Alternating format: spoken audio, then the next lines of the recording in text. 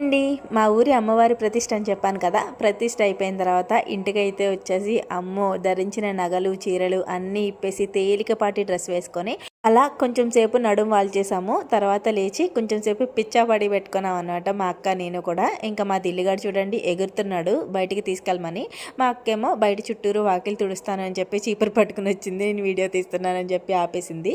నేనైతే ఇప్పిన బట్టలన్నీ గది నిండా చిందరవందర కింద ఉన్నాయని చెప్పి మడత పెట్టేసి మా అక్క బట్టలు మా అక్క బ్యాగ్లో పెట్టేశాను. నా బట్టలేమో ఒక పక్కన పెట్టాను, రేపొద్దున ఎండలో వేద్దాం కదా అని చెప్పి. పనులన్నీ చేసుకుని అలా కూర్చునేటప్పటికి పిల్లలేమో ఆకలి అన్నారనమాట. ఉదయం బూరెలు వేశాను కదండి, ఆ పిండి అయితే ఉంది, పునుకుల కింద వేసేసామన్నమాట. ఇంకా మా బావగారు రావడానికి కూడా లేట్ అవుతుందని చెప్పి ఇంకా డిన్నర్కి కూడా పునుకులు వేసేసాము. మా బావగారు మా అక్క అయితే టిఫిన్ చేసేసి బయలుదేరిపోయారు. తర్వాత మా ఆయన నేను మాట్లాడుకుంటూ కూర్చుని తినేసామన్నమాట. ఇంకా సామాన్లు తోముకొని పడుకోవాలి, చాలా నీరసంగా ఉంది. మీరైతే ప్లీజ్ వీడియోని లైక్ చేయండి. బాయ్.